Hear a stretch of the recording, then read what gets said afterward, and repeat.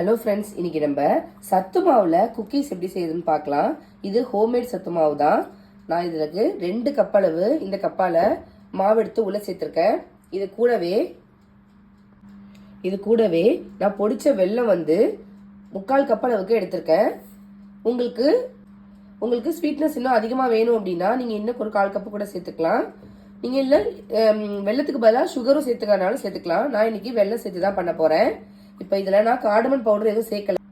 நாங்கள் ப்ரிப்பேர் பண்ண சத்து மாவில் ஏலக்காய் தூளும் சேர்ந்துருக்கிறதுனால அதில் நான் எக்ஸ்ட்ரா சேர்க்கலை. இப்போ இது கூட மெல்டட் பட்டர் நான் ஒரு 100 கிராம் சேர்த்துக்கிறேன். இதுக்கு பதிலாக நீங்கள் எண்ணெய் கூட பயன்படுத்திக்கலாம். இப்போ இது எல்லாத்தையும் நல்லா மிக்ஸ் பண்ணி ஒரு டோ மாதிரி ரெடி பண்ணிக்கோங்க. 1/4 ஸ்பூன் அளவுக்கு சால்ட் மட்டும் சேர்த்துக்கிறேன். இதுக்கு தண்ணிலாம் எதுவும் சேர்க்க தேவையில்லை. நல்லா கையால் அழுத்தம் கொடுத்து பிசைஞ்சிங்கனாலே எல்லாம் ஒன்று சேர்ந்து வந்துடும். நம்ம சேர்த்த பட்ரு, வெல்லம், மாவு எல்லாம் ஒன்று சேர்ந்து வந்துடும். பாருங்கள், நான் கையால் நல்லா அழுத்தி பிசைகிறேன். எல்லாம் ஒன்று சேர்ந்து உங்களுக்கு ஒரு டோ மாதிரி கிடச்சிரும்.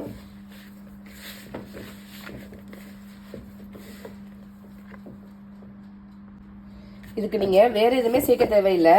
நம்ம சேர்த்துருக்க வெல்லம், பட்ரு எல்லாமே நம்ம கை வச்சு பிசையும் போது நல்லா சாஃப்டாகி இந்த மாதிரி மாவு ஒன்று சேர்ந்து வந்துடும். இப்போ பாருங்கள், இப்போ நான் எதுவுமே சேர்க்கல. நான் கையால் அழுத்தம் கொடுத்து மட்டும்தான் பிசைஞ்சேன். பாருங்கள் எந்த அளவுக்கு மாவு சூப்பராக ரெடியாக இருக்குன்னு. இந்த பதத்தில் இருக்கணும் மாவு. இந்த மாதிரி பிசைஞ்சு எடுத்து வச்சுக்கோங்க. இப்போ பேக்கிங் ட்ரேயில் பேக்கிங் ஷீட் ஸ்ப்ரெட் பண்ணி வச்சுருக்கேன். இப்போ இந்த மாவுலேருந்து கொஞ்சமாக எடுத்துட்டு அது கைகளால் ஈவனாக தட்டிக்கோங்க. இதே மாதிரி எல்லா குக்கீஸும் ரெடி பண்ணிக்கோங்க.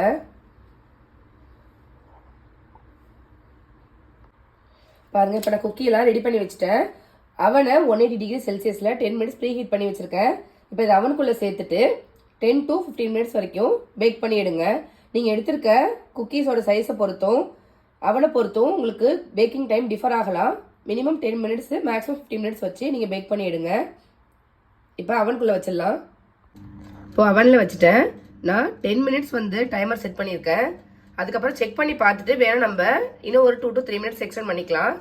பேக் ஆகட்டும். பாருங்கள், சூப்பராக பேக் ஆகி வந்திருக்கு. இப்போ இது ரொம்ப சூடாக இருக்குது, அதனால சாஃப்டாக தான் இருக்கும். ஆறுனதுக்கப்புறம் தான் ஹார்ட் ஆகும். ஆறட்டும். என்னோட அவனை பொறுத்த வரைக்கும் இதுக்கு 30 மினிட்ஸ் டைம் எடுத்துக்கிச்சு. பாருங்கள், சூப்பராக ரெடி ஆகிடுச்சு. இங்கே பாருங்கள், உடச்சி காமிக்கிறேன். நல்லா சாஃப்டாக, உள்ளே நல்லா சாஃப்டாக, மேலே நல்லா கிறிஸ்பியாக சூப்பராக இருக்குது.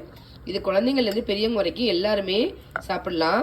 ரொம்பவே ஹெல்த்தியானதும் கூட. நீங்களும் இதே மாதிரி உங்கள் போடுற ரெசிபிஸ்லாம் உங்களுக்கு பிடிச்சிருந்தா நம்ம சேனலை லைக், ஷேர் அண்ட் சப்ஸ்கிரைப் பண்ண மறக்காதீங்க. தேங்க்யூ.